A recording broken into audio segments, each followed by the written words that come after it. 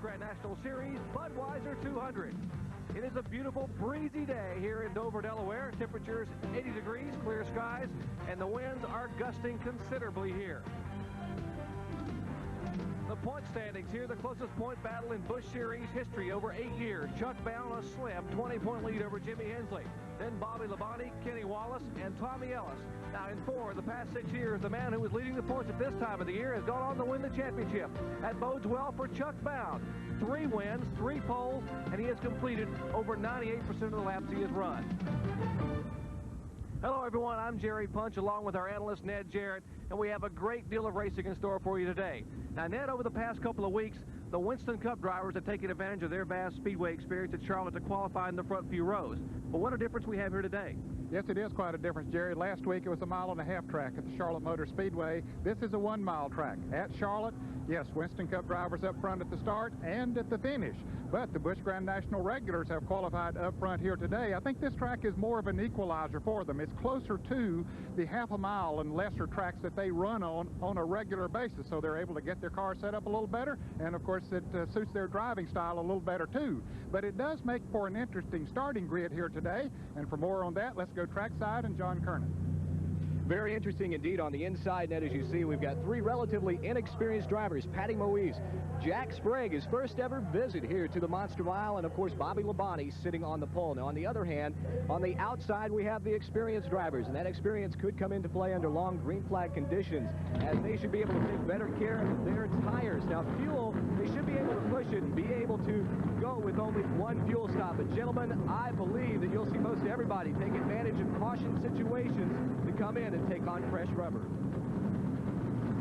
Indeed they will, John. We'll see a lot of pit stops because tire wear has always been a considerable concern here in Dover, Delaware. The 36-car field, but some of the drivers who missed the field had mechanical problems. Kyle Petty, Dale Jarrett had a problem in qualifying, blew the engine in his car after a win last week at Charlotte. 47 cars on hand for a 36-car field, so a lot of drivers, good drivers, had to go home.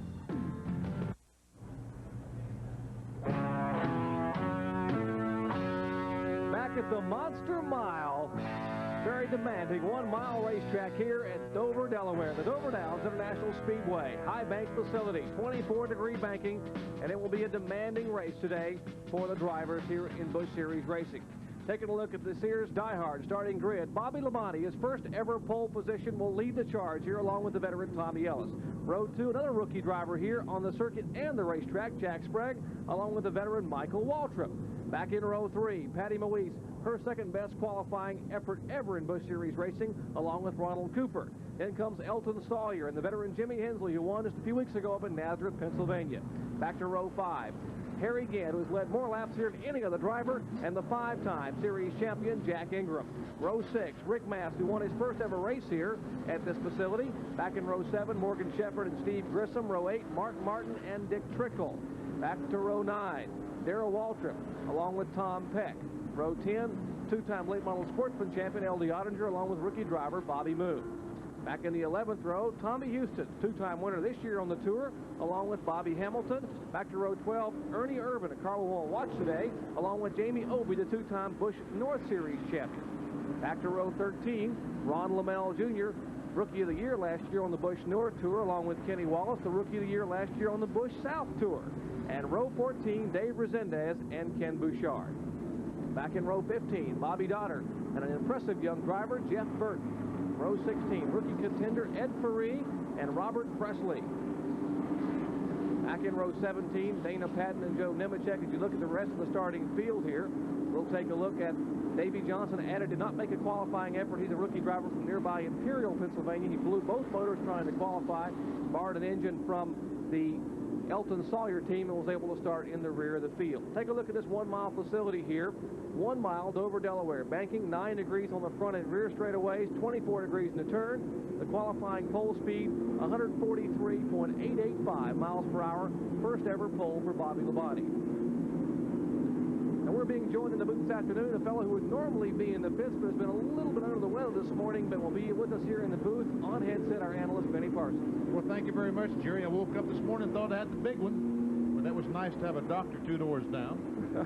Dr. Jerry Punch came down, took a look, and said, you better go to the hospital and get checked over. I did, and they said, basically I have an inner ear infection. But I had to take some medicine for that has left me kind of drowsy. So if I fall asleep, well, I don't think I will. Well, this race is as exciting as it's going to be. I don't think I'll have any trouble falling asleep. It's good to have you here, Benny Parsons, who made that quick trip to the emergency room this morning. Got some great care. And Benny Parsons and Ned Jarrett will be with me in the booth, along with John Kernan pitside, as we get ready for Busch Grand National Series racing action from Dover, Delaware. It's the 13th time the Busch Series cars have come here. There has not been a duplicate winner with the exception of one man, Darrell Waltrip, who won this race twice.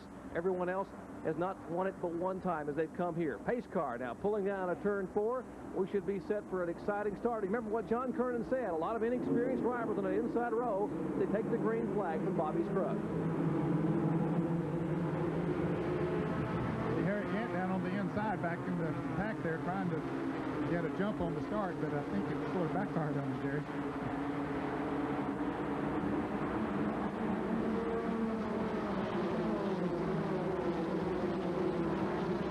Tommy Ellis picking up where he left off in practice, showing the way.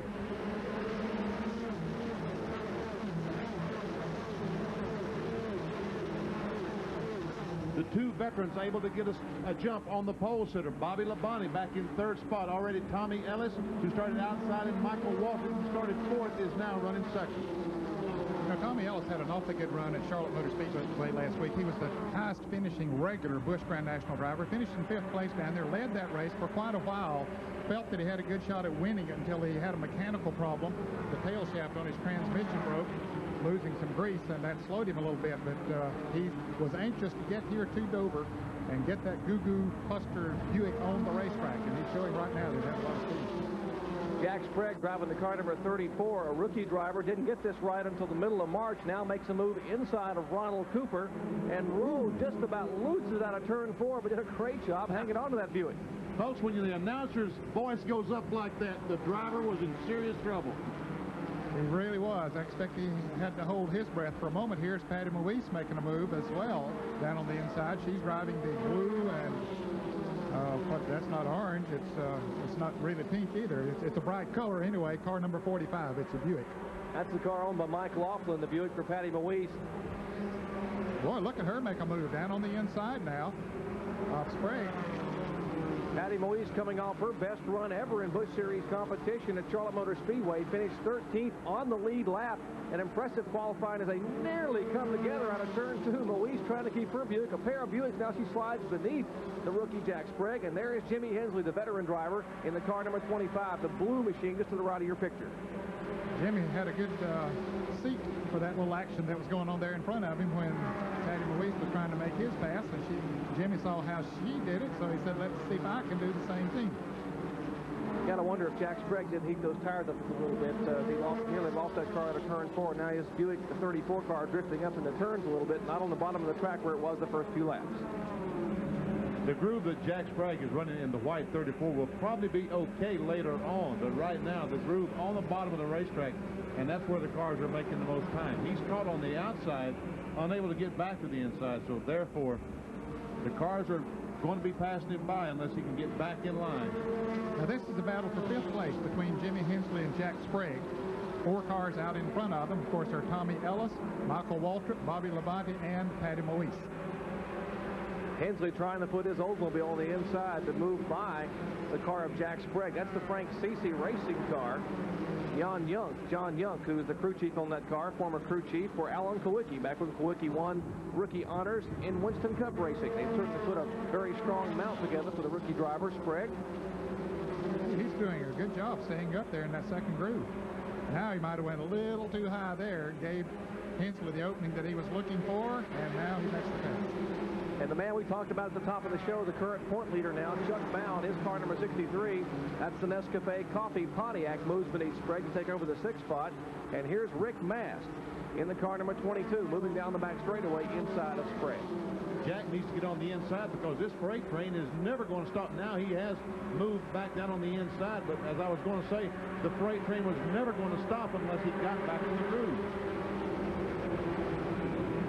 You know, they got some riding on that car, Jerry. I think they just picked up a sponsor as Keystone on the side of the Jack Sprague car, and I think that came about after he had his good qualifying run. It came about yesterday afternoon. They just put it on this morning. Keystone Beer Distributing here nearby, and they certainly felt that the young driver, 25-year-old youngster from Lansing, Michigan, Jack Sprague, has impressed a lot of people by qualifying that car up in the first few rows. We're in the early laps here in Dover, Delaware, and Tommy Ellis picking up where he left off in practice as the quick cars. He leads the way, but Michael Waltrip closing in. Early action here in the Budweiser 200 at Dover Downs International Speedway. Tommy Ellis trying to pick up his first win ever at Dover, Delaware, but a lot of veterans challenging. We'll be back after this. Back in Dover, Delaware for the Budweiser 200, Tommy Ellis, the veteran driver from Richmond, Virginia, showing the way, being chased by Michael Waltrip. Then comes the youngster Bobby Labonte, an impressive performance by Patty Moise, and the current point leader Chuck Bound. 6 through 10, Jimmy Hensley, Rick Mast, Harry Gant, Morgan Shepherd, and the young man who's a rookie here hanging on the 10th place is Jack Sprague. Tommy Ellis really showing the way. They've got to be very, very comfortable down in the Ellis pit. How about it, John Kernan? They are very, very comfortable. I asked Mike Hillman just a few minutes ago if Tommy was trying to make this a runaway lapper. He just looked at me and smiled with a confident smile, and you can see Tommy is still pulling away. Michael Waltrip now trying to really, he pulled Ellis to within about 2 or 3 car lengths, and now Tommy simply just pushed the pedal and pulled away. Yes, as we were going into commercial, Jerry, Michael Waltrip had closed in and looked like he might, in a few laps, make a bid for the front, but then it seemed Tommy Ellis just turned the wing up and started pulling away. Benny Parsons, they made a gear change in Tommy Ellis's car late yesterday, just before qualifying. They went from a 411 to a 422. Ellis said, I need to be able to turn the RPMs here. What's the difference?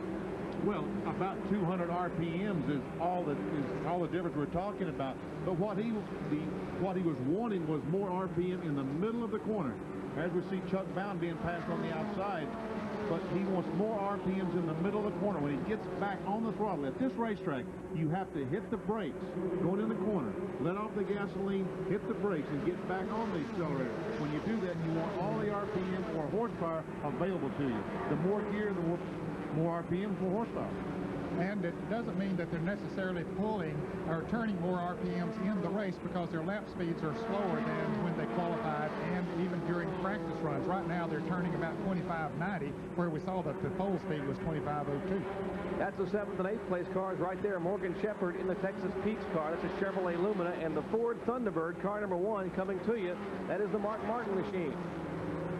Darrell Waltrip having a problem with his car number 17. It looks like he might be headed to the pits.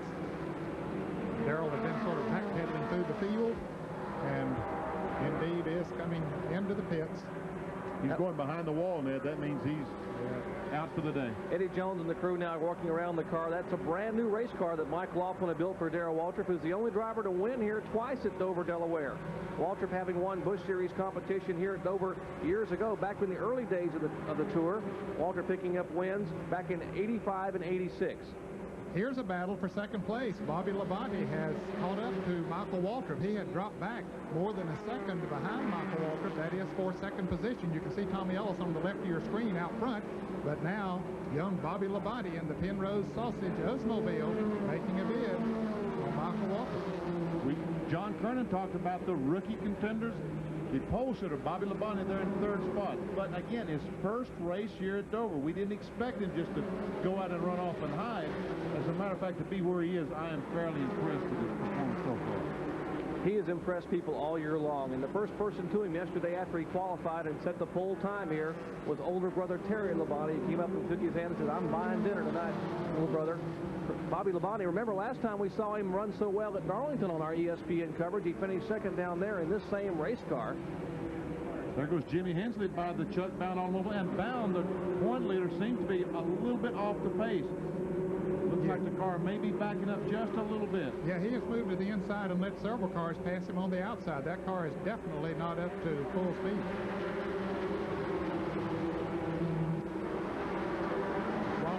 Car number 56 trying to make a move on Jimmy Hensley. Hensley in the brown fast spare car number 25, and Ronald Cooper does make a pass. Well, Chuck Bound last week had some tough luck at Charlotte. They had problems with the right front of the car. Ended up finishing a disappointing 17th, and there was a lot of concern here over whether he would be able to run the full 200 laps. Chuck Bound still far slowing to the inside. They're the current point leader. Chuck, is it tough to run 200 laps here at Dover, Delaware? I don't think it'll be too bad.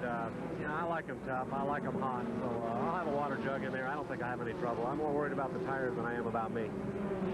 Well, if he likes it that much, he ought to be here tomorrow because we got 500 laps. It's going to be even hotter and even slicker. So come around tomorrow, Chuck. You'll love it. We may have just jinxed him because we showed how he was leading the points here. We've had 5 different point leaders in the first 12 events of the year in Busch Series competition. He took over the point lead a couple of weeks ago, and after his dismal finish at Charlotte, he is not running up the par today as Jack Ingram goes by him, as does Tommy Houston. Back up front, Tommy Ellis showing the way here. There's Ellis in car number 99, and now Michael Waltrip really closing in on Ellis as they're moving in on the Jeff Spraker car. Yeah, when he gets in traffic, Jerry, I've noticed the last several laps, now that they're starting lapping cars, Michael Waltrip is able to move in closer, which means apparently his car is working a little bit better up in that second groove. Tommy Ellis being very careful as he moves up on the left traffic. Michael Waltrip had some ideas about going on the inside of the Tommy Ellis automobile at that time, but when he tried to turn under, his car got a little bit loose. Look, is he going to try this on the outside? Come on, Michael. I thought you learned about going on the outside at Bristol, Tennessee, Mike Waltrip, but apparently not. He does it here at Dover, Delaware. They call Dover a big Bristol because of the high banks and the demands on the driver and machine. Michael Waltrip made it look easy. Made it look awfully easy, and I tell you what, he's already pulled about 10 car lengths away from Ellis, and the 44 car driven by Bobby Labonte looks like he's going to pull up on the back of 99. I just wonder, could the 99's tires be going away? Could they be getting hot? What is the problem? Well, let's check in and see what's going on with the Darrell Waltrip car that pulled behind the pit wall moments ago. John Kernan. What Jerry Darrell has done for the day, he says he's not really sure exactly what happened, only that the motor let go on him, and a very disappointed Darrell Waltrip making his way back to the Winston Cup garage. Well, I bet Dad Leroy is going to have mixed emotions about right now because Darrell is behind the wall, but his youngest son, Michael, is showing the way here at Dover, Delaware. Michael already a winner this year on the Busch circuit, having won at Richmond, Virginia, second race of the season. Sat on the pole and led quite a bit of that race at Richmond, Virginia. This is the car that Michael destroyed in that lap 14 crash with 24 cars at Daytona, and they had to rebuild this car and took it to Charlotte. Finally got the car finished, took it to Charlotte last week to race it. Didn't qualify that well. In fact, started 21st, was all the way to 3rd place when they suddenly had a vibration and had to pit and lost a couple laps and ended up finishing 18th. The black 8 that we're seeing is Bobby Hamilton, a winner last year on the Busch Grand National Circuit. And there's the leader of the race now, Michael Waltrip. Well, that car is working well, Benny. He is able, it looks like, to go anywhere on the racetrack he wants to go. He can go low or... He's moved up the racetrack, Ned. He moved up about a lane. Looked like the car picked up speed, considerable speed up, just a little bit off the bottom of the racetrack. And I thought he had scared that Kool-Aid man clean off the hood after Bristol, Tennessee, but he's back here today, and Michael Waltrip showing the way. We are 31 laps into the Budweiser 200 here at Dover Downs, Delaware. Michael Waltrip leading the veteran Tommy Ellis and Bobby Labonte. We'll be back after this.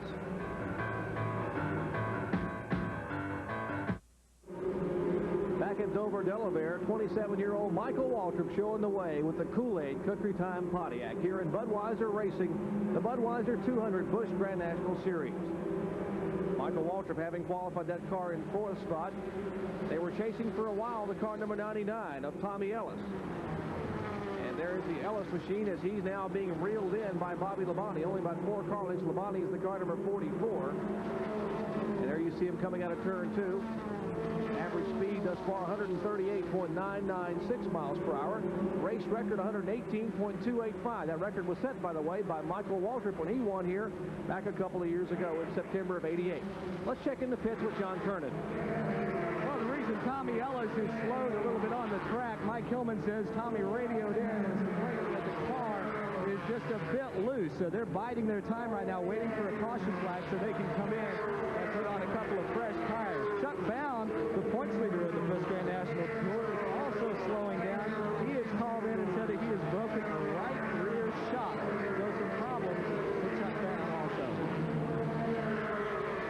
a tough break for Chuck Bound. He's broken a right rear shock. Last week in Charlotte, he broke a right front shock and also had part of the spring and A-frame come apart on the car. That's what cost him that 17th place finish at Charlotte Motor Speedway. So the last couple of weeks, not a great deal of luck for our current point leader, Chuck Bound. This is second and third place we're seeing there. Tommy Ellis and the Goo Goo Clusters Candy Bar 99 and the Penrose Sausage 44. Bobby Labonte. Now they're running second and third. Now fourth and fifth are a couple of veterans.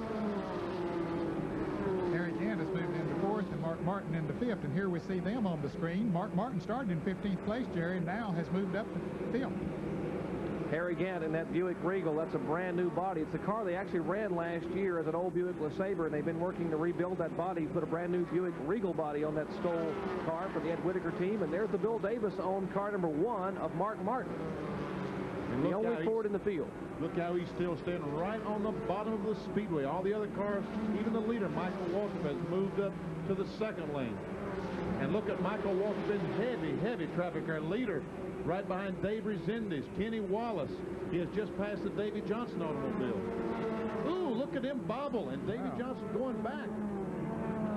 Mike Waltrip's car getting loose there coming out of turn 2, and he has moved up the racetrack there. Is now the Davy Johnson car. That's the car number 26 out on the inside, the rookie driver here by Imperial, Pennsylvania. And again, Mike Waltrip's car begins to bobble a little bit. Benny, you and I talked a little bit yesterday. You made an observation that, and you can almost see those black spots in the pavement there. They have put some tar in some cracks in the pavement there. You guess he might have got up in some of that fresh tar and maybe scoot a little? I think that you're probably correct, Ned. He's probably got a rear tire just in that tar, a little bit of that tar. And Jeff Fuller up in Massachusetts, we're talking about T-A-R, not T-I-R-E, but T-A-R. That's what they put in the crack. And when those race cars hit that tar, you're right, Ned. It's almost like hitting ice. And another driver having some trouble, fellas, is this Raven Boats Buick of Rick Mast. He had been up to 5th place a moment ago, and his car really slowing a little bit. Mast picking up his first Busch Series win back in September of '87. It's been a good track for him, but not today. How about it, John Kerning? What's Rick's problem?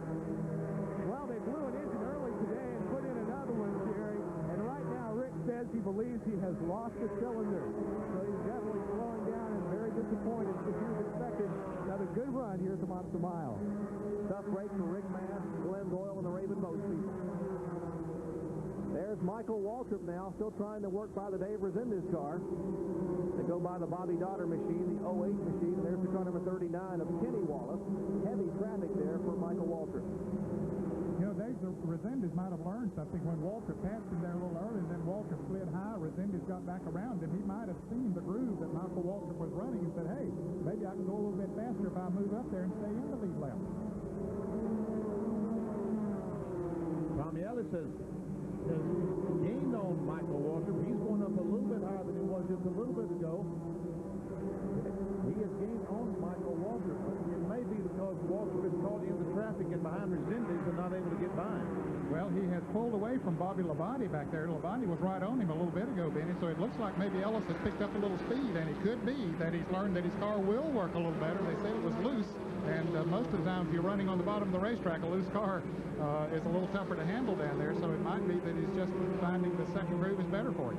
There we see Michael Waltrip just go Tommy Ellis, the second place car. And up in front of him, the red car just went in turn 1 with Michael Waltrip.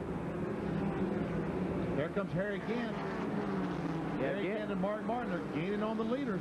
A couple of veteran drivers who are accustomed to the track getting a little bit slippery. They will be here all afternoon tomorrow for 500 laps in the Budweiser 500, and they're getting their cars worked out today. Gant in the car number 7. There is the Skull Bandit Buick out of the Ed Whitaker stable. 50-year-old Harry Gant, who won twice last year in Busch Series racing, along with Mark Martin. Now, Martin started back in 15th spot, the only Ford in the field.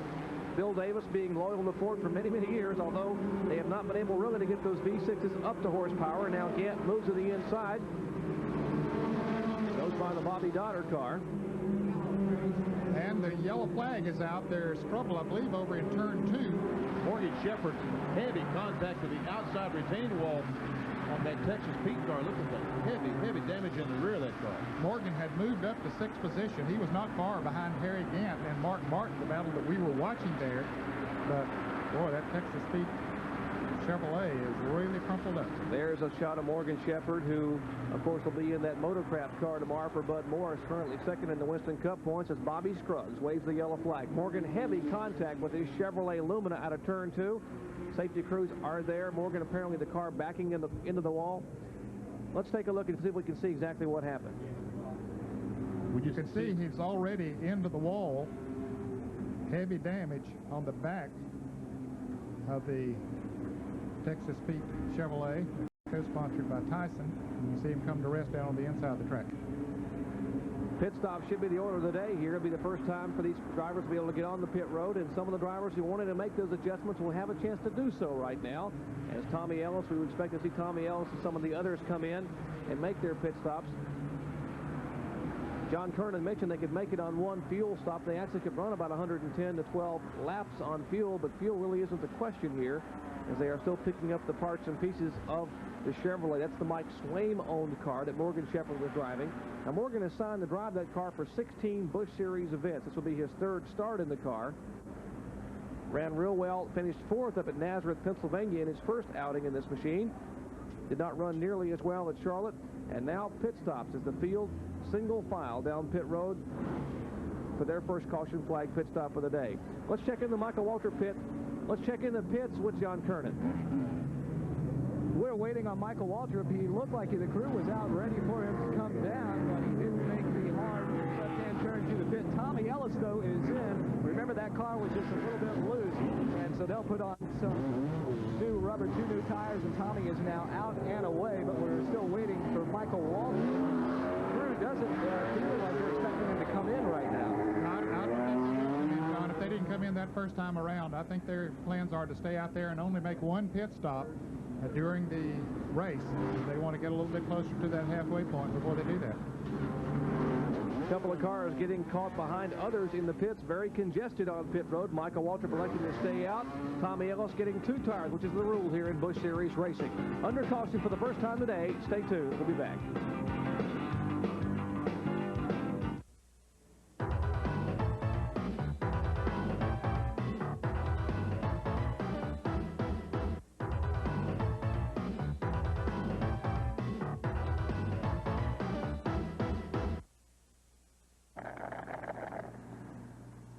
Everyone knows just how difficult that last drop is to get out of the bottom of a cup.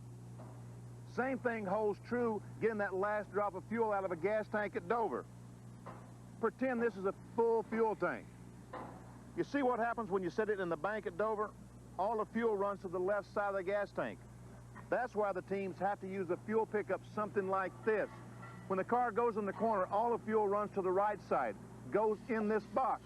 There's a small flapper valve in here to make sure that the fuel doesn't run out, because the straightaways are banked enough that the gasoline will go over to the left side of the car, therefore not picking it up. Everyone uses this box at Dover. If you don't use it, you could run out of fuel prematurely. But the problem with this box is there's no warning. When you're out of fuel, it's all over. Hey, Pam, next time, let's use milkshake as a prop, okay? Yeah, Benny could use a little milkshake. Yeah, I guarantee you, talking about Pam Miller, our pit producer, chose water over milkshake. It's amazing. It's a wonder you let her get away with that. Can you imagine she comes carrying me up a glass of water and says, suck on this, big boy.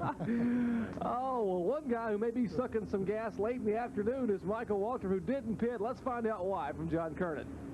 Well, Jerry, Michael is very happy with the way the car is handling right now. He says the tires are fine. They're not going away. So they have elected to make it to the halfway point before they change tires and also take on their final load of fuel. So their strategy is just one stop for today, and they hope it's the one that takes them down the pit road into victory lane. Michael Waltrip didn't pit. Thank you, John. There's Michael still leading here in the Country Time Kool-Aid Pontiac, along with others that didn't pit. Of course, the car number 33, a good run here.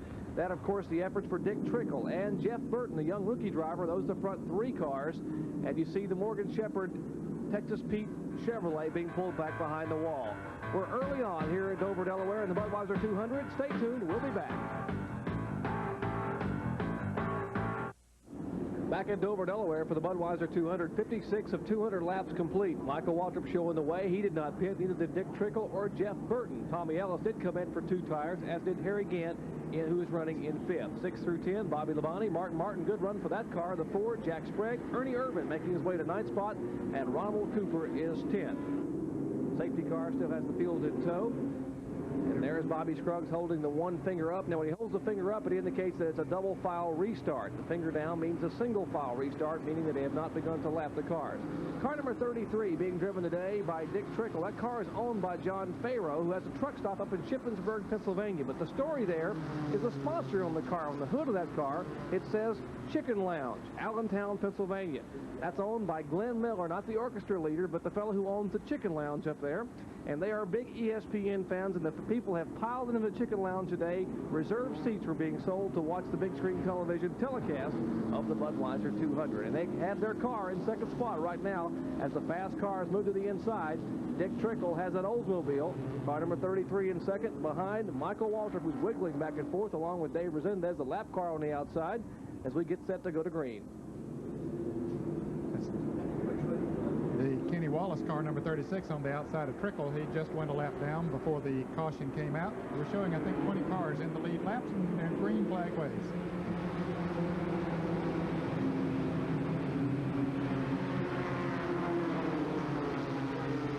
Mike Waltrip pulls down to the bottom of the racetrack, but we'll keep an eye back in the field as Tommy Ellis and Harry Gant and some of the drivers who did pit for fresh tires should be making their way to the front in a hurry.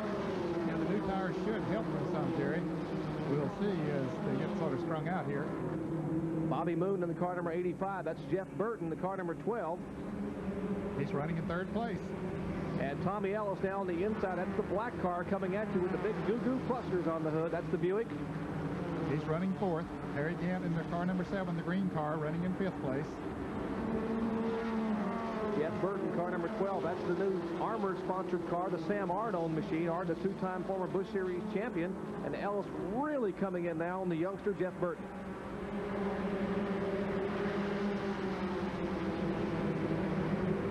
You got to wonder, if the cars are getting this loose early on, why wouldn't Mike Waltrip want to come in and pit, or Dick Trickle, 2 veteran drivers? Track position, Jerry. Michael Waltrip is very comfortable leading this race. As John Kernan reported from pits, his tires feel good. He has enough fuel to run for another 50, 60 laps. He does not want to start behind those other cars.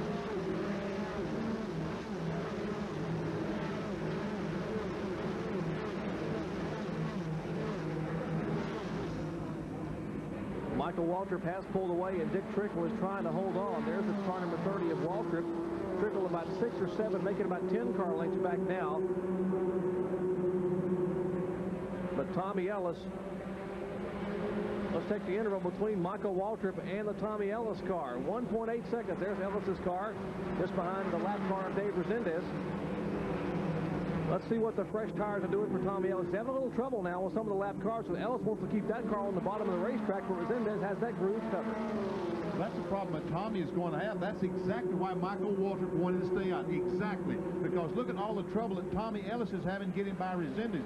Michael Waltrip had no problem. He was able to put in 2nd gear and drive away.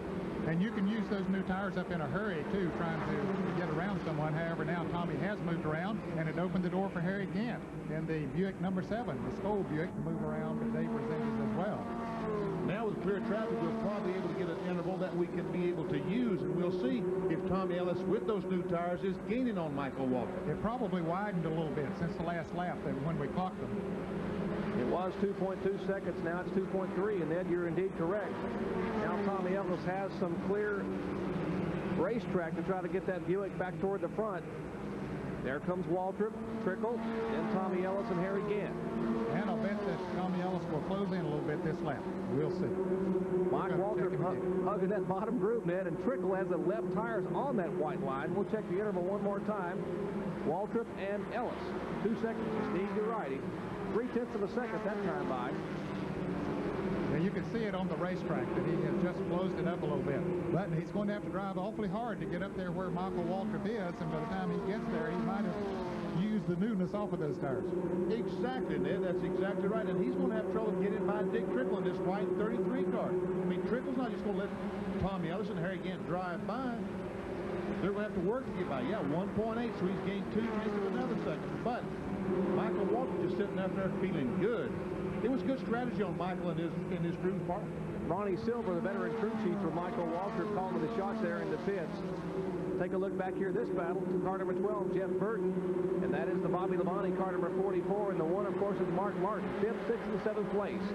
Now remember, Jeff Burton in the car number 12 did not stop. Bobby Labonte did in the car number 44, and so did Mark Martin. So they have new, fresh tires on the outside. And here's Labonte working on Jeff Burton, the Armor Meats Buick number 12.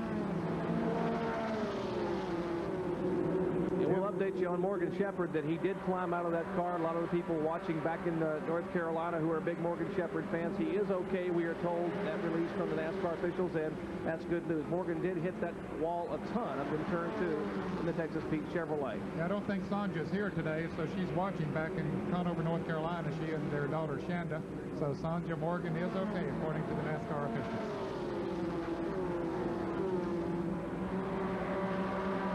Armor Meats car, the Sam Ard machine with Jeff Burton aboard trying to hold off. He's moved up on the racetrack and given an open. Bobby Labonte, the pole sitter. The car number 44 is Bobby Labonte.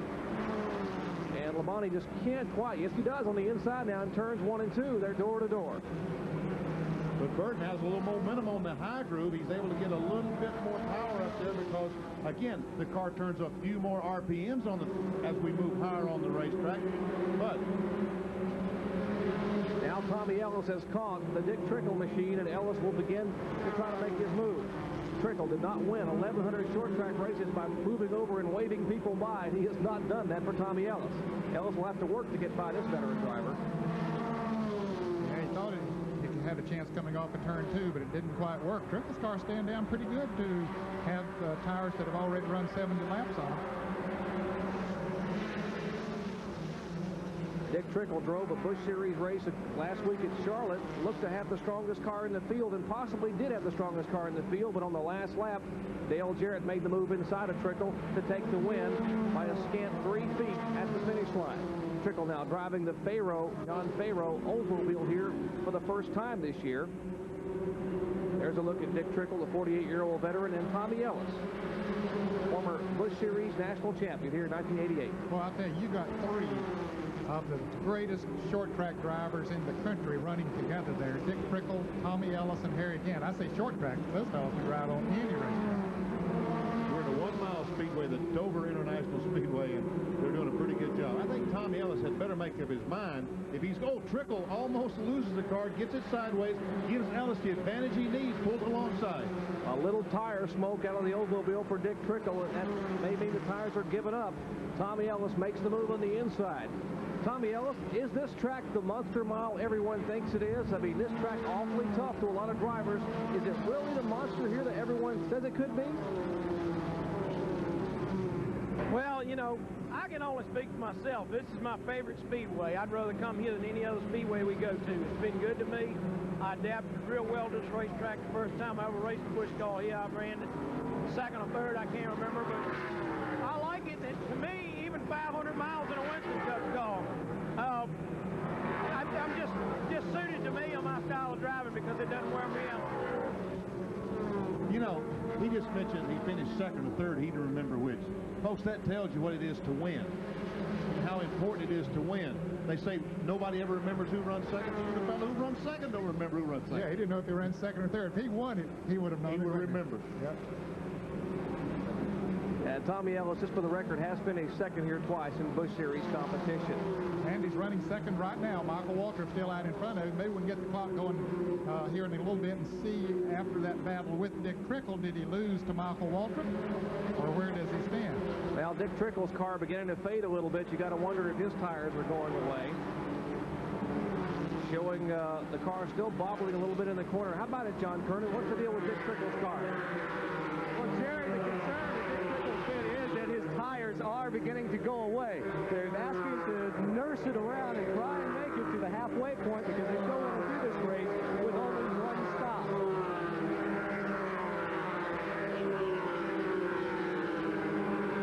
Back to the pack, Tommy Houston and Ronald Cooper. Ronald Cooper in the car number number 56, and Tommy Houston in the car number 6. They're running 10th and 11th, Jerry. And Steve Grissom, car number 31, who's had a good second half of the season here. Grissom only had 1 top 10 finishes in the first 7 races. Then they hired the veteran Steve Bird as a crew chief, and they have had 4 top 10 in the last 5 events. Jerry, go ahead. Car number 31 of Steve Grissom. As you were speaking, Rick Mask has come into the pits in the Raven Boats Buick. So an unscheduled pit stop for Rick Mask. He was having some problems and had dropped back in the field, but now he is in the pits.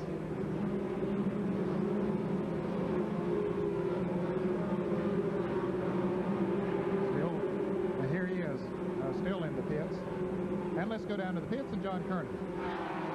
Well, as we said earlier, Rick had thought he had lost the cylinder. Whenever he came down the track just a few laps ago, his car sounded very, very sick.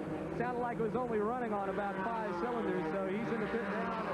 Looks like they're pushing him back and getting ready to end Rick Mask's day. Now, Tommy Ellis, as I just see going into turn 1, a lot of smoke coming from his car.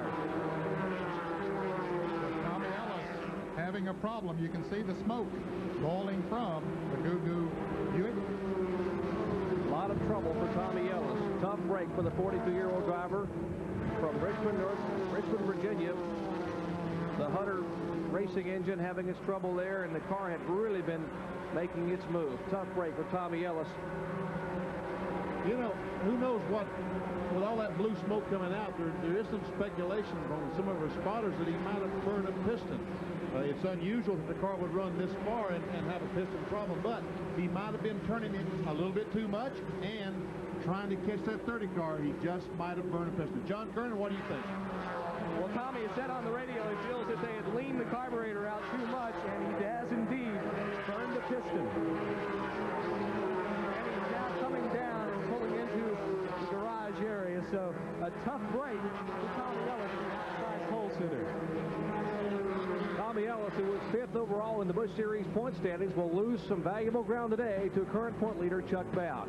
82 laps complete here. Michael Waltrip showing the way in the Budweiser 200. We'll be back after this.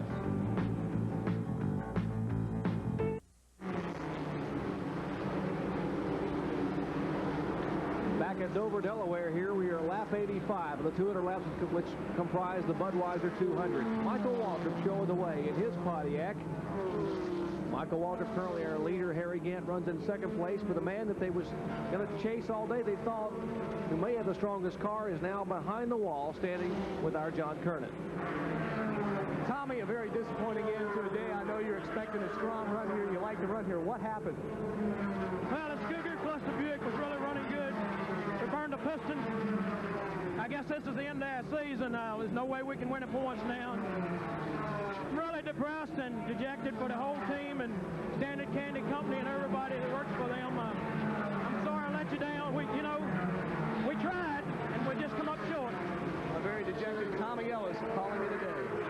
You know, I disagree with him, John, on that situation, that this is the end of the season for him. There's a lot of races left on this Busch Grand National Tour this year, and I know how it looks to a driver at a moment like this when he has fell out and the people that he's chasing in the points still out there running good.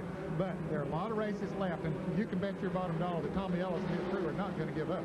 As soon as he gets home and has a good night's rest, tomorrow morning he'll change his mind completely. He'll be on Monday morning, he'll go in the shop and say, okay, guys, let's go win this thing. Well, I think wife Brenda will tell him, said, hey, you got to remember, there are 18 races left to go in this 31-race season, and Tommy Ellis will certainly be a factor before it's over. Here again, Jerry is closing up on Michael Waltrip. He looks like he's about less than a second behind him. Of course, he was right on Tommy Ellis's bumper when Ellis blew, and Ellis was gaining on Michael Waltrip. So now Gant has just picked right up there, and with those fresher tires on the outside, working to his advantage. Michael Waltrip showing the way, and Harry Gant is in 2nd spot. Gant closing on Waltrip, but there are a lot of cars still on the track trying to compete here as we're just approaching the halfway. We'll do our field snapshots. We hold the camera in one position, and you get to see your favorite car and driver come by. The start-finish line there is the big Bud sign with Bobby Scruggs atop the flag stand. We'll have the lap clock there on Michael Waltrip on his back straightaway lap as he is now in the back stretch on this lap. Cars coming by. Kenny Wallace car, Bobby Moon automobile.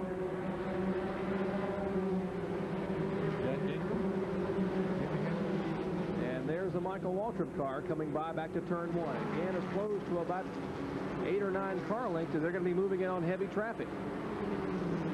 26.2 the lapse time, which is a little over a second slower than they qualify, but that's still pretty good when you consider Michael Waltrip has 91 laps on the set of tires he has on that Country Time Pontiac. That's still over 137 miles an hour. They qualified a little over 143, so they haven't lost a lot here, and they've run almost 100 laps here at Dover, Delaware.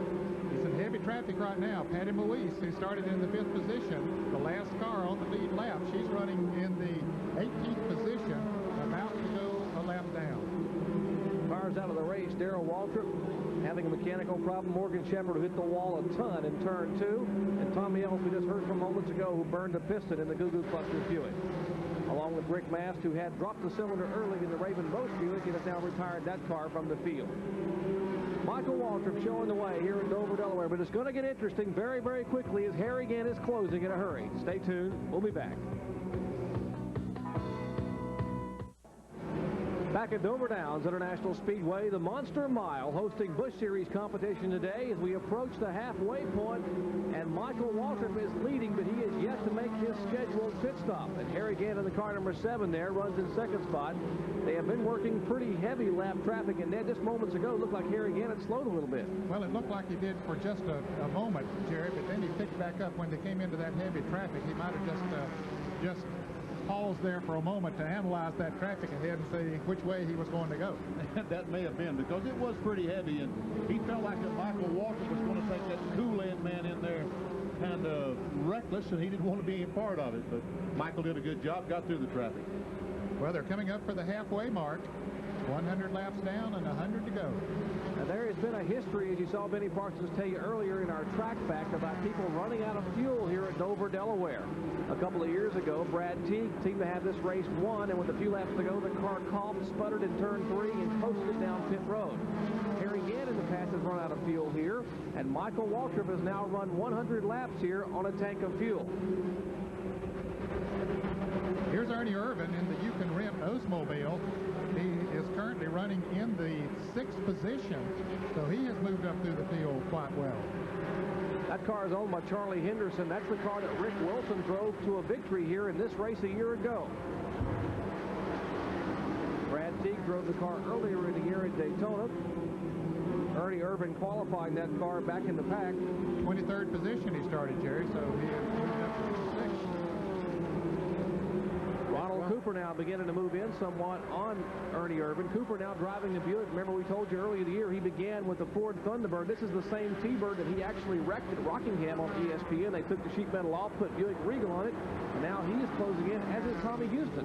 Yeah, they're running 6th, 7th, and 8th in trouble. For the car number 12 of Jeff Burton, a lot of smoke coming from that car. Will we see a caution? Yes, we will, and it's going to be a break for Michael Waltrip because he was due for a pit stop within 10 laps. And Davey Johnson also getting in possibly some oil and spinning his car number 26 down there. So what a break for Michael Waltrip and Dick Trickle. And it would have been a break for Jeff Burton because he had not pitted yet, but unfortunately he was the reason for the yellow flag. Jeff Burton smoking Armor meets Buick coming down pit road. Tough break for the youngster there, and the car seems to be rolling down pit road.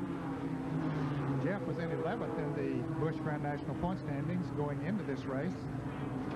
He went to the points like, he went to the pits like maybe that they could fix the car and get back out. Well, it certainly didn't look like they could fix it by the amount of smoke that the car let out when he went down in turn 1. But they're looking like that they have some thoughts of fixing it. We'll wait and see if possibly we know that Waltrip will have to pit. Will Harry Gant come back in to the attention of Chris Carrier and the crew? I think he will, Jerry. I think he'll come in and take on left side tires this time. That's just pure speculation on my part, but we'll see. I agree with that wholeheartedly, Ned. What do you think, Jerry? Well, I'm not going to disagree with 2 Winston Cup champions up here. As we'll see in just a moment, the pit lane has been closed, and now as the pace car comes through turns 3 and 4, they will open the pit lane, and we'll watch Michael Waltrip and Harry Gant, as our 2 experts have said, come down pit road and get there. Remember, you're only allowed a 2-tire change in Busch Grand National Series rules. That's why you're not seeing 4 tire changes here. And here they come on pit road. Let's go down to the pits and John Kernan. Michael Walter brings a Kool-Aid Pontiac into the pits, and so it'll be only a two-tire change. Michael on top of the screen. Here again, pit crew busily working on the bottom of the screen. Charles Wright working on the right front tire, very swift on the right rear. Gant taking on left side tires, a little bit of difference now. The gas is in. Gant beats Michael Walter out of the pits. They had a little bit of trouble refueling Michael. It might have been the fact that Harry had pitted once before and put as much gas in his car while Walter was almost empty. They were coming in just a few laps anyway. Michael Walter hit that 56 car leaving the pit stand. He came awfully close. I don't know if he did or not, but that pit lane was very, very crowded, and Michael Walter came very close to hitting Ronald Cooper. There was a huge tire mark on the right door of the Ronald Cooper automobile, and I don't know if that was Michael's tire print or not. Let's take a look and see again in the pits if we can see exactly what happened. Very, a whole lot of congestion now. The cars, there's the one car pulling out, and yes. That was Bobby Hamilton and Resendez, I think. I don't see the Michael Walter car. I think he's already left the pits. Oldsmobile safety car as the field in tow. Michael Waltrip could not get out of the pits quick enough, and Harry Gant will be shown as the leader. 106 laps complete. Still got plenty of action to come your way. Stay tuned.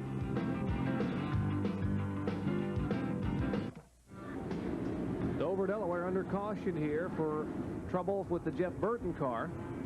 And the signal now, Jerry, for one more lap, and we'll go back to green flag racing.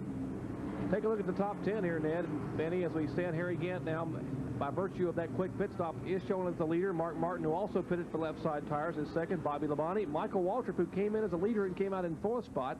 Ronald Cooper is fifth. 6 through 10, Tommy Houston. Steve Grissom, another great run by the Steve Bird-led crew. Tom Peck, Chuck Bound, our current point leader, and Dick Trickle, who had finally gotten in and got some tires on that car, is showing in the 10th spot. And, Jerry, there are 14 cars on the lead lap. Jack Ingram is running 11th. 12th is the Elton Sawyer car, number 27. 13th is Ernie Irvin, and in 14th place is Jack Sprague. 14 cars on the lead lap. Good run for Jack Sprague.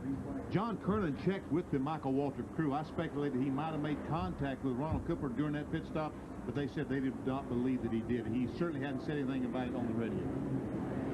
Getting set for green flag action once again. There'll be 90 laps to go when they come by this time. Bobby Scruggs waving the green flag. Harry Gant takes off.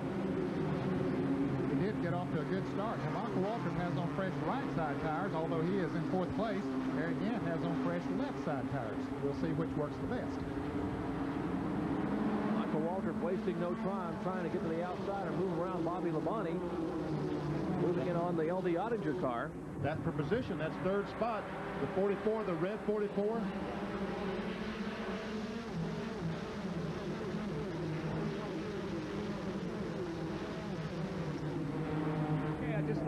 How about it, John Kernan? Harry Gant's got to be feeling pretty comfortable now with his tires. Well, you're exactly right. Remember, he had pitted earlier, took on right side tires. Now he has fresh left side tires. Chris Carrier told him the car would be a little bit loose to take it easy, but it doesn't look to me like Harry is planning to take it easy at all for the first few laps. It is hard to get Hurry and Harry Gant to take it easy anywhere.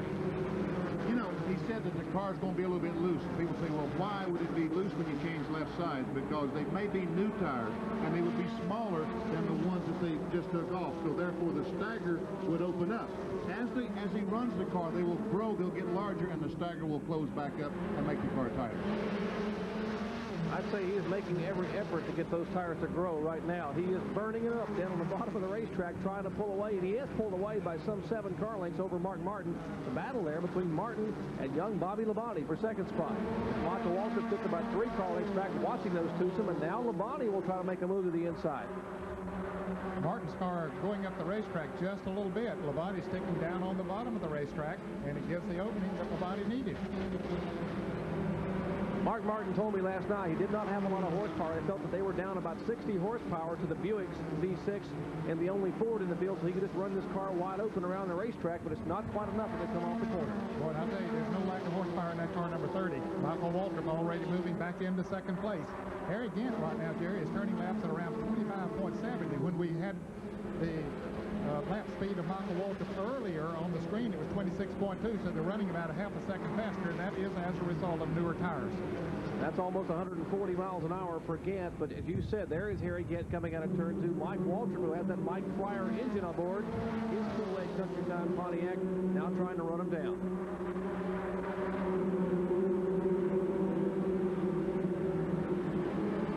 Here is Tommy Houston. That is, I believe, for position. Tommy Houston trying to stay in front of Tom Peck. Tom Peck really smoking those tires. The McConnellsburg, Pennsylvania driver. This is Tom Peck's home racetrack. It only lives about 3 hours from here, right across from McConnellsburg, Pennsylvania, outside of Pittsburgh. He's certainly working on Tommy Houston right now, trying to move on the inside. And he did it. He is on the inside. Looks like he may take the position away going down in turn 1. They're about a turn behind the leaders. Tom Peck, no stranger at all, to turning that wheel left and right. He grew up in dirt track racing late models up in Hagerstown, Maryland, and in Williams Grove, Pennsylvania, one of the more famous short tracks in this part of the country. Tom Peck, who had a great run at Daytona, qualified 4th there on the super speedways, and is really coming to his own this year in Busch racing. We have seen him have some good runs here on ESPN. At Darlington, he finished in the top 5 and has had some very good runs. Back up front, they begin to mix it up a little bit as we watch. There's Harry Gant on the left of your picture, but the battle now shaping up between Labonte and Michael Waltrip. Young Bobby Labonte not letting Michael Waltrip get away at all. Oh, yes, he passed Labonte there a moment ago, but it was just after Labonte had passed Mark Martin, and I don't think that he had really got himself settled into a groove at that time, but now he has settled into a groove and has run Michael Waltrip down. Meanwhile, Harry Gant has pulled away a little bit from the 2nd and 3rd place cars. You can see the distance there now. It's Grant Gant on the bottom of your screen, 2nd, 3rd, and 4th. Mark Martin running in 4th, and 4th number 1. In all fairness, we talk about the youth of Bobby Labonte. Bobby is 26 years old. He's a newcomer. We talk about what a marvelous job he's doing for a young driver. Well, Michael Waltrip, 27, a year older, but Mike's been around a while. Well, that's right. We think of Michael Waltrip as older because he's been around so long. Bobby Labonte, a rookie this year in the Busch Grand Nationals, and we think of him as a kid. Rob Moroso, we think as in terms of Michael Waltrip. What's Moroso? 21, 22 years old? So, sorry, Bobby, we didn't know you was an old guy. Well, the veteran Harry Gant at 50 years of age is leading the way here at Dover, Delaware, and some youngsters are chasing him. 120 laps complete, 80 to go here in the Budweiser 200. Stay tuned. We'll be back.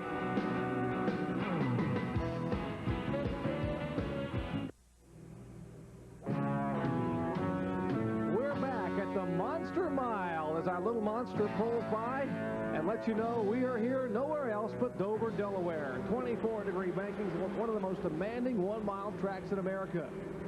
And right now, Michael Waltrip and the youngster Bobby Labonte. And Labonte trying to move to the inside. What a tremendous job Labonte has done. He sat on the pole here today, his first ever Busch pole or Busch Series pole. And for that, Goodyear will be donating a check for $1,000 to the Winston Cup Racing Wives Auxiliary in the name of Bobby Labonte. Goodyear, of course, making that donation in the name of our pole sitter today. And Bobby would like to get that donation as well as a few other donations here today by picking up his first Winston Busch Series win. I bet you Michael Waltrip right now is wishing he had stopped and changed those right sides at the 50-lap mark. Change those tires at the 50-lap mark because he stopped now, but those other cars have an advantage on them. They've got 50 less miles on their right sides. We see Tom Peck, we saw him just a moment ago, trying to chase down the 6 car.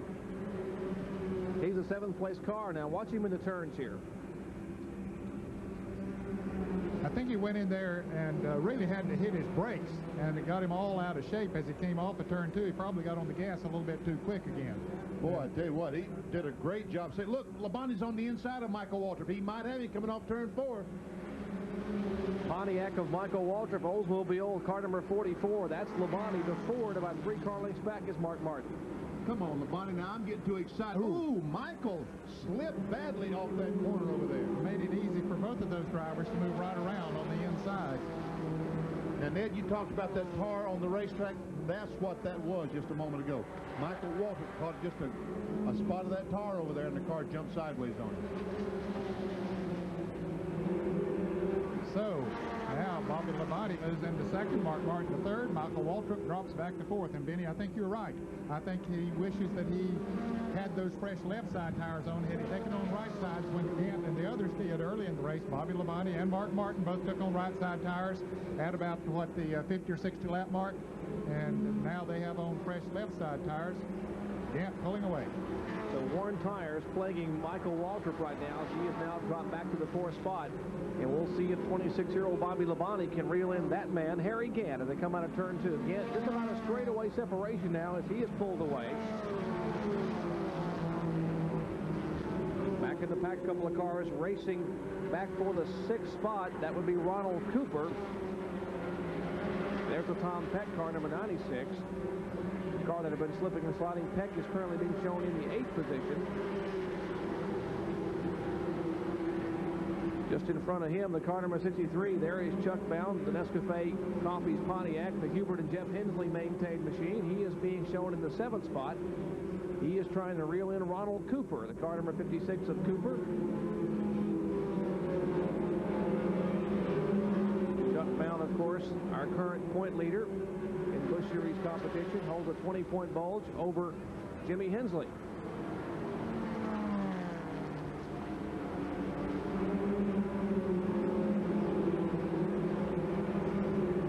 Ernie Irvin in the 75 automobile, the Houston Red Oldsmobile. So they made a pit stop when the yellow flag was out a little bit ago for the Jeff Burton car. Then they came back down pit road just before the green came out, so he started shotgun on the field, and he has climbed his way back up in the 9th position on the lead lap.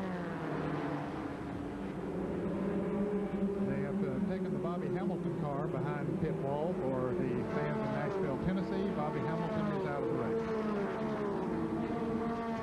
Car number 33, the Dick Trickle machine, and car number 6 of the right of your screen, a couple of veteran drivers. That's Tommy Houston, veteran Busch Series driver. Tommy making his 250th consecutive start in Busch Series competition today.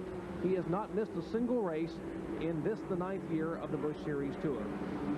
Back up front, Harry Gant showing the way.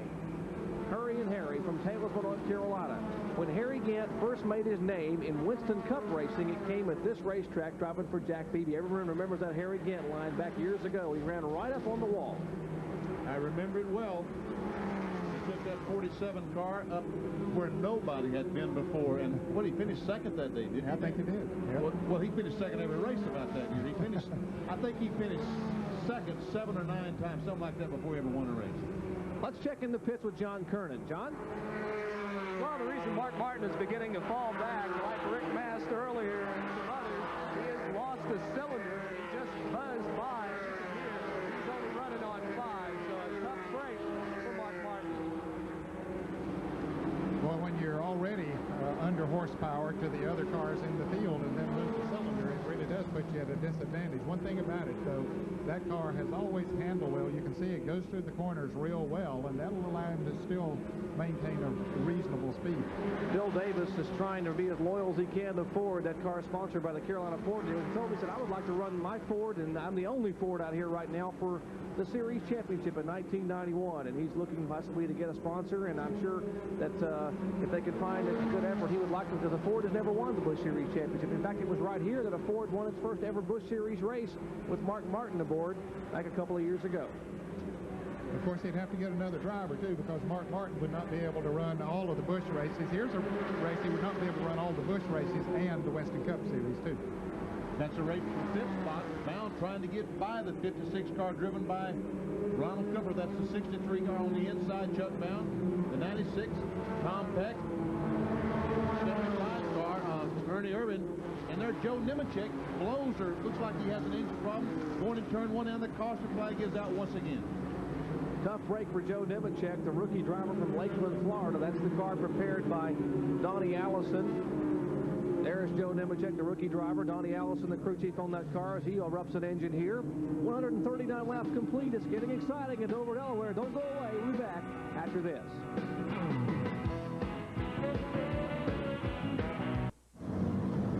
Back at Dover, Delaware, it's a race down pit road. Bobby Labonte and Harry Gant have pitted, and it looks like Bobby Labonte Labonte, by virtue of his pit selection, will be able to get back out in front of Harry Gant after changing 2 tires. But unfortunately, Michael Waltrip and Mark Martin beat both those cars out of the pits. Harry Gant had an extremely long pit stop, had some trouble on the right front of the automobile. Looked like all the lug nuts fell off the wheel when they threw the wheel up on the hub. All the lug nuts, they normally glue them to the wheel, they all fell off. They had to pick them up off the ground and stick them back on the lug studs. But the 75 car, Ernie Irvan, did not pit, so therefore he's our leader.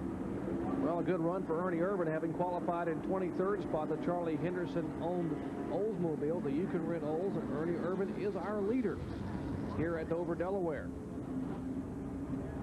Caution flag being displayed again for the erupted engine of Joe Nemechek. Now, that car of Nemechek's is prepared by Donnie Allison. We might want to mention that Eddie Allison, the eldest of the Alabama gang, is recuperating at a hospital in Tuscaloosa, Alabama, after total hip replacement, and we would like to send our best wishes along to Eddie.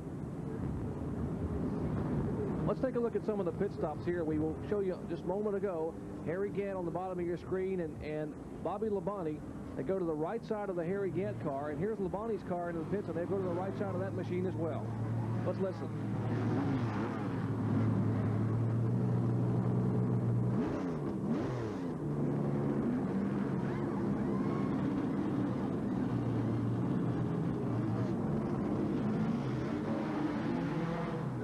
Bobby Labonte's car back on the racetrack, and there's the car number 1 that made an excellent pit stop.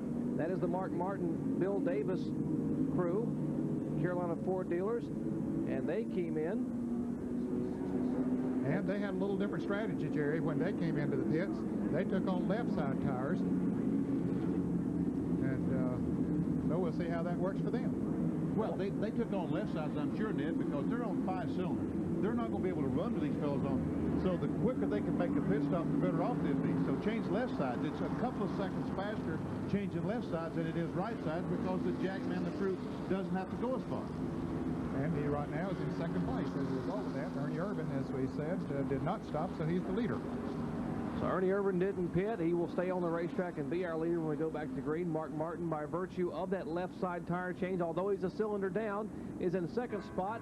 Michael Waltrip having a fresh tire change in 3rd. Bobby Labonte is 4th, and Grissom is 5th. Stay tuned. Back in Dover, Delaware, the waning laps here of the Budweiser 200. Caution out for the blown engine of Joe Nemechek. And now the Oldsmobile safety car up in turns 3 and 4. Ernie Irvan in the car number 75 showing the way. What's that smoke coming out of that car? Is that smoke coming out of that 75 car? Maybe I'm seeing things, but I thought I saw some smoke coming out of that automobile. Well, we're about ready to get the green flag. We'll see. We'll see some smoke now as he will come up through the gearbox and try to pull away from Mark Martin. Remember, Martin is already being shown as a cylinder down. He is a 2nd place car. Lap 146, Bobby Scruggs showing the green flag. Now we see Michael Waltrip just drive by the 5-cylinder car of Mark Martin. That's a Robert Presley car, number 59, that's trying to stay in there. Presley, a rookie last year, picked up a win up at Rougemont last August. He's one of the lap cars to the outside, and there is Steve Grissom. Impressive run for Grissom. He got a good restart past Bobby Labonte and several other cars on the restarts, and hit them driving by Steve Grissom in the Big Mama meets car number 31. Puts him up in 3rd place.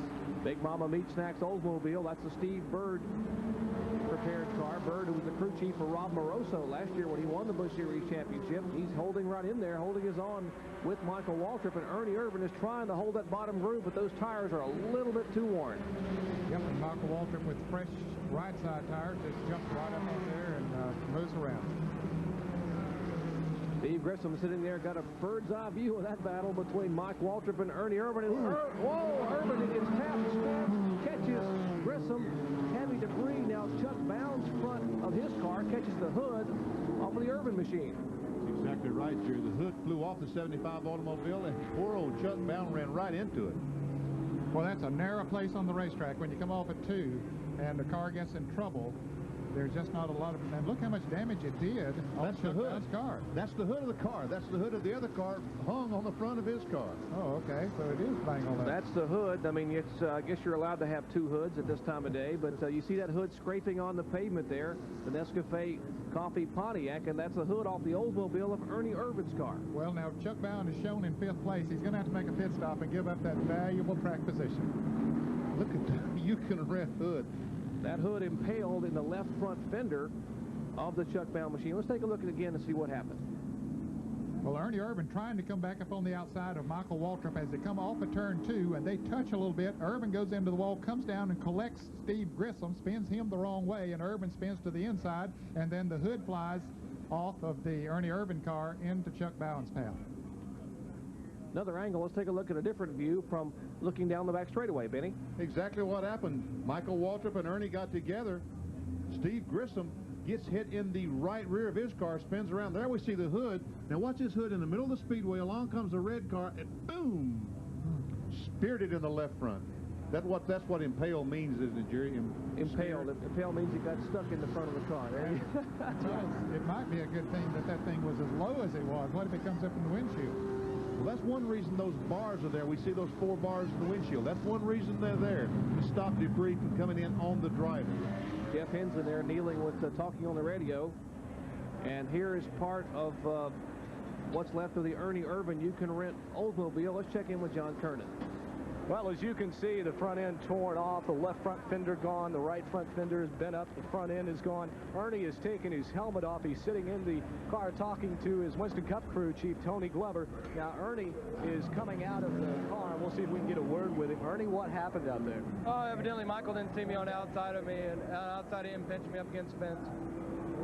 Damage too badly to continue? Yeah, you know, we're just here to race the races, and I'm not here for the points, so they know you can put her back together now. Well, last night, Ernie had told me he had the car to charge to the front, and it ends in disappointment here at the Monster Mile. Let's take a look one more time at what happened up there now. That's Michael Waltrip on the inside, Irvin on the outside, and they get very close. Yes, they do. In fact, they might touch a little bit, and Irvin goes up into the wall, comes down off of the wall, collects the car number 31 of Steve Grissom, who was running in 3rd place. Irvin goes to the inside of the racetrack, and then, of course, the hood goes out into the path of Chuck Bowen. Now, Grissom did one whale of a job keeping his car from being tagged in the outside wall and keeping it again from coming across to the inside. As the crew that Charlie Henderson owned, the Oldsmobile, pushed that car, what's left of that car, back behind the wall. 50 laps to go here at Dover, Delaware. Michael Waltrip showing the way. Steve Grissom comes down pit road. A tough break for Steve Grissom in the Big Mama Meat Snacks car, as they will change right side tires and work on that machine. We will have 50 laps left to go. Michael Waltrip trying to hold off the challenges of a couple of veteran drivers, Harry Gant, Mark Martin, the youngster Bobby Labonte, and Tommy Houston. We'll see who's going to win it when we come back after this.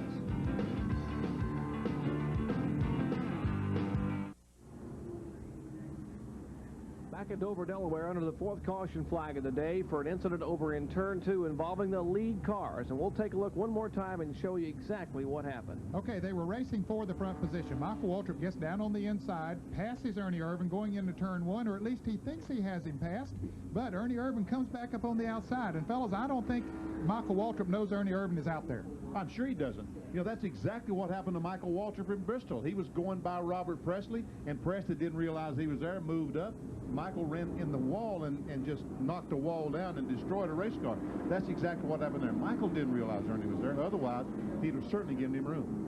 Well, there are 13 cars in the lead lap now that Ernie Irvin has gone out. There were 14. Michael Waltrip leading. Harry Gant 2nd. 3rd is Mark Martin. 4th, Bobby Labonte. Tommy Houston is 5th. 6th, Tom Peck. 7th is Ronald Cooper. 8th, Dick Trickle. 9th, Jack Sprague. 10th, Elton Sawyer. 11th, Jack Ingram having a good run here today. Didn't make the field at Charlotte last week, but running 11th today. 12th is Chuck Bowen, and 13th now is Steve Grissom.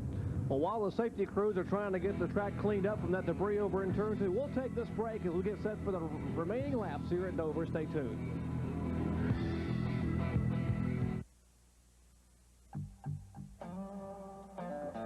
If you don't like the looks of your car, shoot it. With Son of a Gun Protected from STP. If your dash looks dull, shoot it. Your seats are shot, shoot them. Your tires look flat, heck, shoot them too. Don't leave your roof a wreck. Give it some luster. Give your car high-caliber protection with Son of a Gun from STP. Son of a gun. What a difference. Green flag waving here. We're back underway at Dover, Delaware in the Budweiser 200. And now we'll see if the fresh tires will enable Michael Waltrip, who may have had the strongest car early on, but the tires have gotten a little worn, if he can pull away and possibly hold off the charge of Harry Ginn and Bobby Labonte. That is Mike Waltrip's car number 30, the lead car, then the lap car of Robert Presley, the car number 59, the Alliance Truck and Tractor Training Center's car.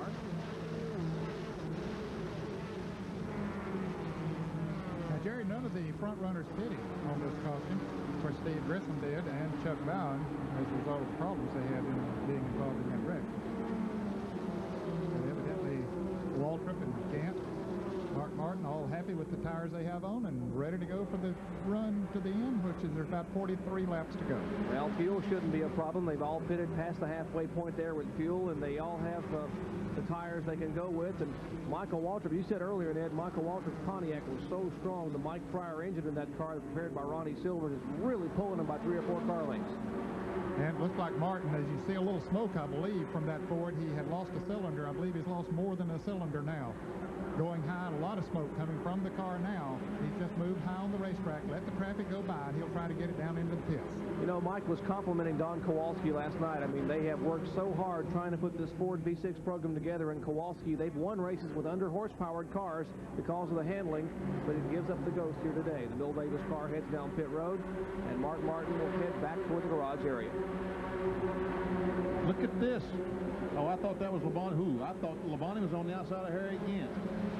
But that was the outside of Robert Presley trying to put him another lap down to the third-place automobile. Robert Presley is 1 lap down in 14th place right now. In fact, there are 6 cars that are 1 lap down, including Robert Presley in 14th, and 15th is Patty Moise. She's a lap down. Here's a good battle with Dick Trickle in 33 and Ronald Cooper in 56 battling for 7th. Ronald Cooper in the Buick up high. Dick Trickle in the Fayroe truck stop. Of course, Dick Trickle winning his first Busch pole will lead him tomorrow here in the Budweiser 500. We will have an in-car in the Dick Trickle car and the Kelly Arbor Motorsports machine for tomorrow.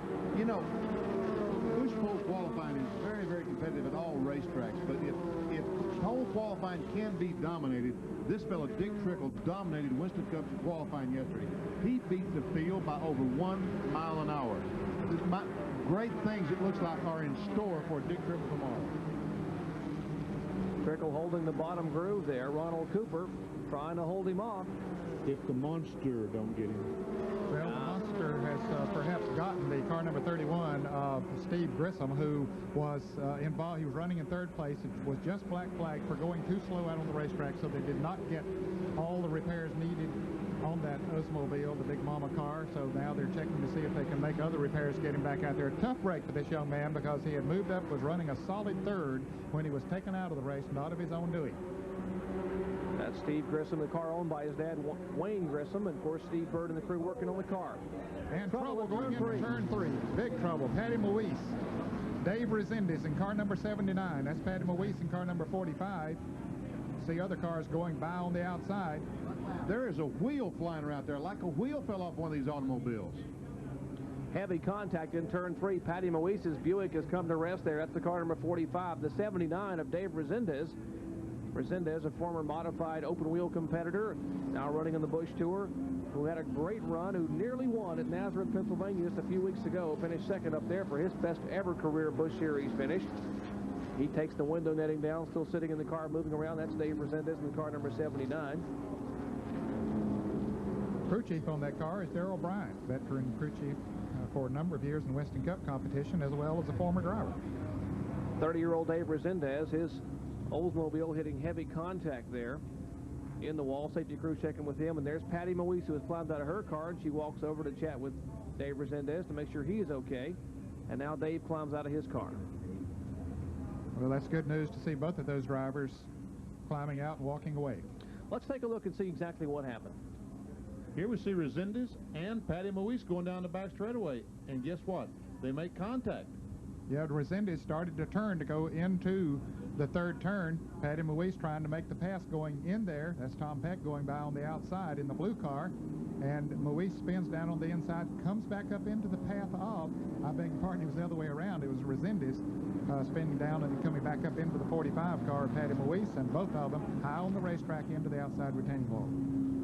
Heavy contact. Patty Mouise's Buick is heavy front end damage, while there's rear end damage to the car number 79 of Dave Resendez. We are under caution here for the 5th time today at Dover, Delaware, and the monster continues to gobble them up here in Busch Series Racing. Stay tuned, a lot of action yet to come. We'll be back.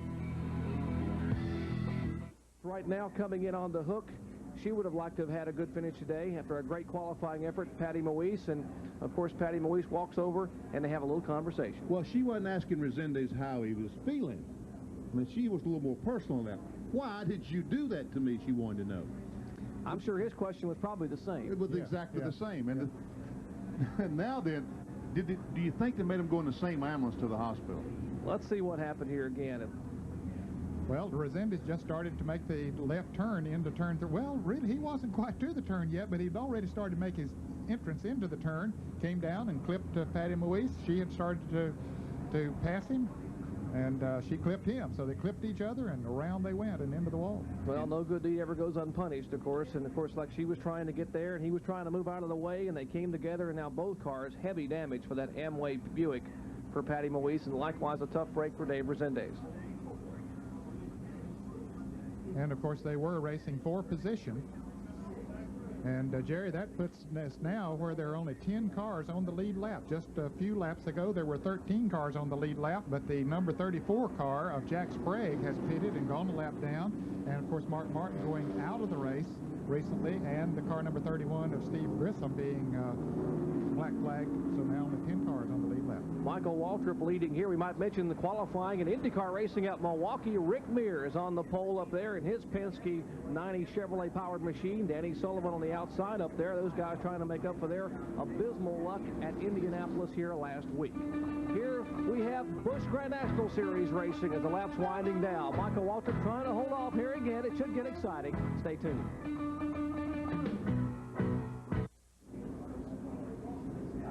Back at Dover, Delaware, the Oldsmobile safety car now has those lead cars in tow as we are just completing this latest caution flag of the afternoon, the 5th caution for the spinning cars of Patty Mouise and Dave Resendez. Out of the race early, Darrell Waltrip, mechanical problems. Morgan Shepherd, heavy contact in the wall. Rick Mass, Jeff Spraker, Jeff Burton among the other cars out of the race here. Dana Patton, Ron Lamell Jr., L.D. Ottinger experiencing mechanical problems. Joe Nemechek having a blown engine. Ernie Irvin involved in an accident. Mark Martin, engine expiring in his Ford. And the latest two for this caution, Patty Mouise and Dave Resendez. Still trying to clean up the debris over in turn 3 where we had the accident between Mouise and Resendez. They have to pay a lot of attention. The crews have to pay a lot of attention because one little sliver of metal off these automobiles can puncture a tire. Therefore, the tire going flat, and the driver have to make an unscheduled pit stop. And it's a shame when someone goes as far as they have now, 170 laps, and a flat tire would cost them a shot at victory. Great crowd on hand here today for Busch Series Racing. When they built this track in '69, they said maybe we'll get 30,000. Well, they got more than 30,000 here today for Busch Series Racing. Stay tuned. It's exciting. We'll be back. Back to Green Flag Racing here at Dover, Delaware, and Harry Gant is now trying to reel in Michael Waltrip. Lap 172, 28 laps remaining, 27 this time by. It is Waltrip, Gant, and then Labonte, the top 3 cars. And running in 4th place now is Tom Peck. And, well, now they're splashing Dick Trickle up there in that position. He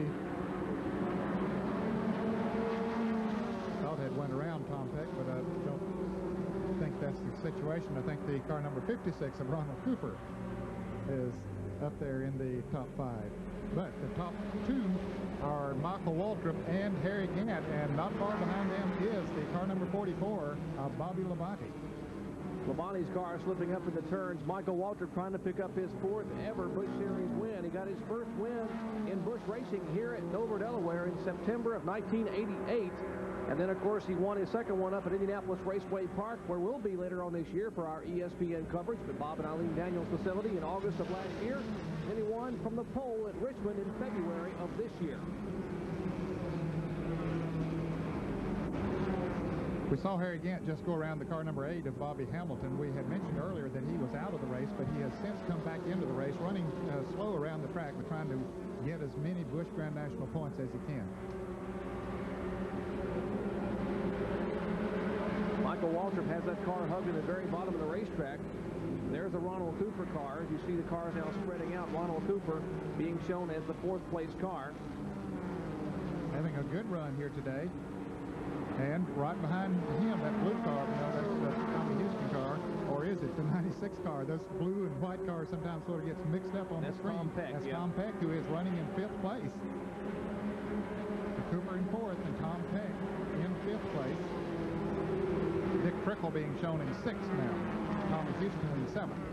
There's the Tom Peck car. A lot of smoke off that right front tire as Peck keeps the car down on the bottom of the racetrack. That was excessive smoke. That will not aid his run to the front, because if that tire smokes that badly, it's going to get hot in a moment and start sliding across the racetrack and not get a good grip. Now, we talked about the 33 car of Dick Trickle. He is running currently in the 6th position, but Tommy Houston in the blue and white car right behind him, the Rosie Store Buick number 6, is trying to take away that 6th position from Dick Trickle. He moves up on the outside. Can he pass out there? Ernie Irvin tried it and didn't make the pass, but Tommy Houston did. Ernie Irvin, of course, trying to pass the leader, Michael Waltrip, earlier, and they got tangled and into the wall. But Tommy Houston makes the pass. Trickle trying to come back on the inside, but can't quite do it. Tommy Houston needs to get a good finish here. He has dropped back in the point standings to 6th place following a blown engine last week in Charlotte.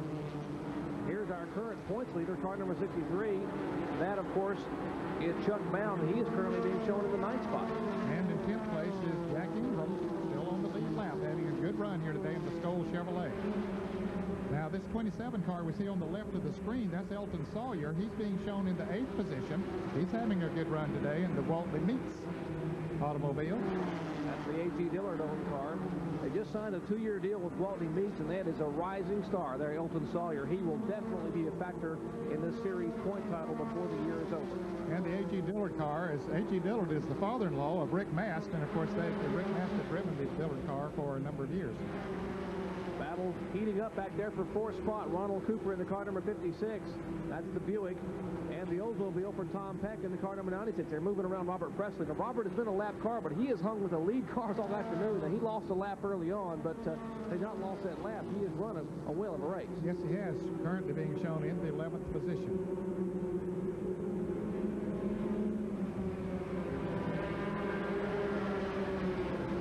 Marks on the right side of the Ronald Cooper car. He started out the year position driving Fords, and they couldn't get the engine parts to keep the engines together, and so they decided to switch back to the Buick.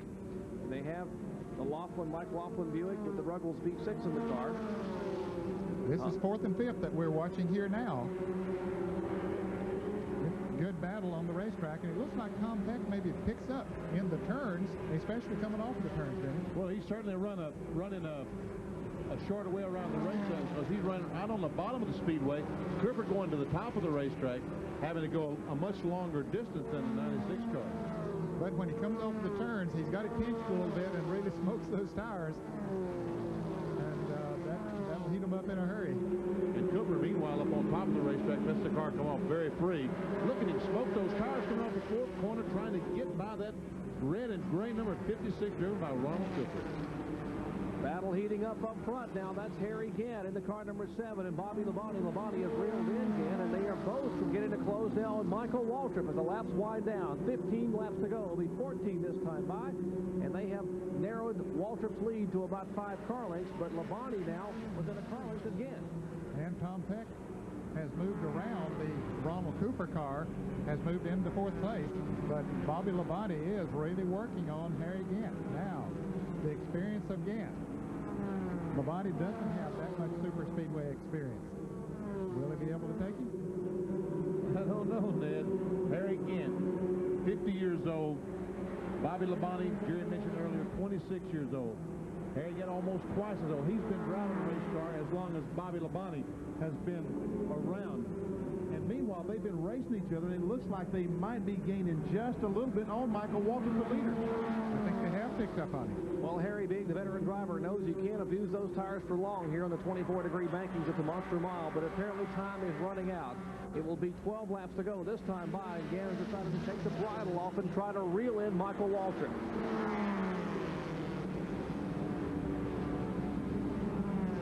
Waltrip's car literally glued to the bottom of the racetrack through the turns there. Very well.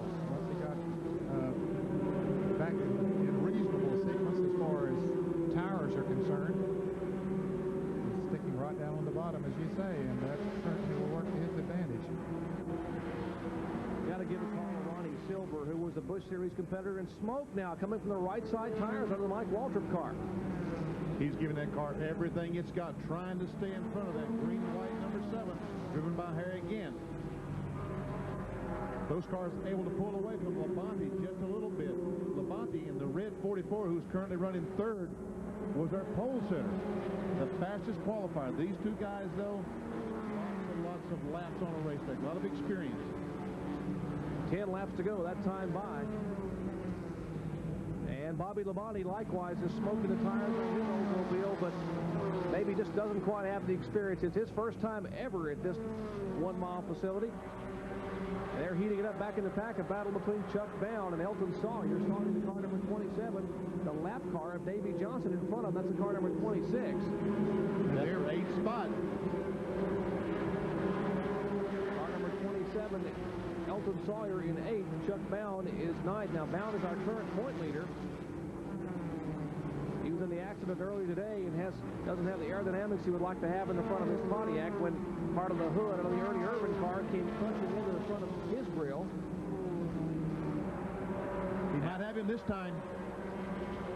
But will the Robert Presley car, how will it play into the situation? Well, he didn't get on the inside of him, so Presley in the car number 59, moving to the inside, giving them plenty of room, racing room on the outside, but Elton Sawyer goes high, Chuck Bound goes by.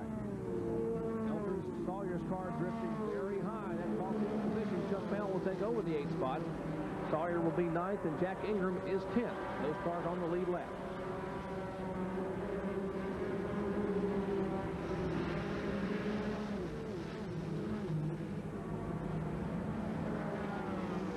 Up front, Michael Waltrip, meanwhile, trying to hold off Harry Gant in about a 4-car length separation now. Gant makes it 3 car lengths coming out of turn 4.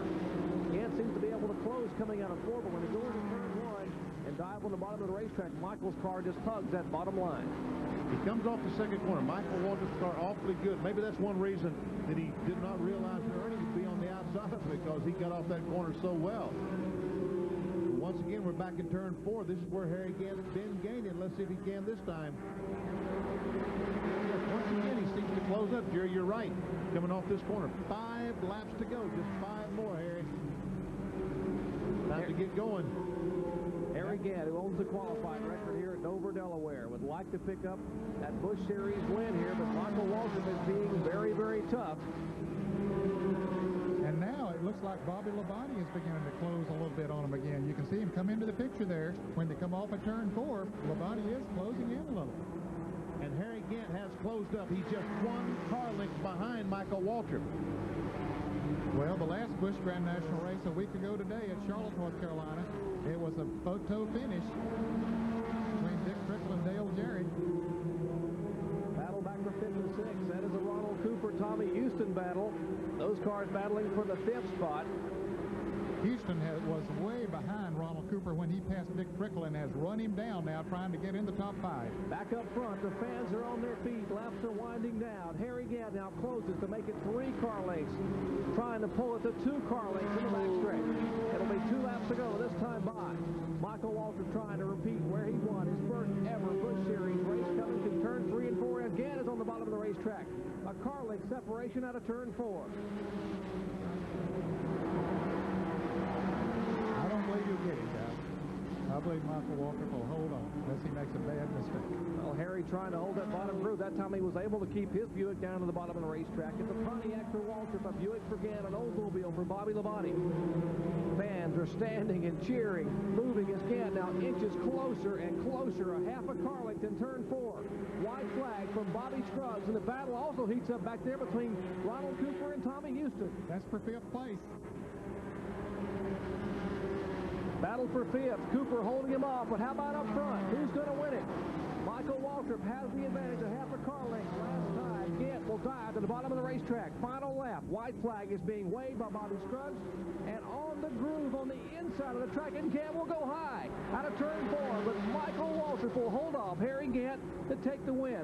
Let's see this battle back, and Houston on the inside. The battle for 4th spot. Tommy Houston, no! Ronald Cooper holds him off. And what a finish here. That's the finish for the 5th spot. Tremendous race here, and there's a celebrating crew. Ronnie Silver in the crew, the Country Time Lemonade Kool-Aid Pontiac. Michael Waltrip, well done. Michael, 27 years of age, holding off. When you've held off Harry Gann here on a track of 1 mile or less, you have done a day's work. You certainly have. Congratulations, Mikey. That was a great victory. Michael Waltrip waving to the crowd. He will celebrate momentarily in victory lane. He holds off Harry Gann, winning the Budweiser 200. We'll be back after this.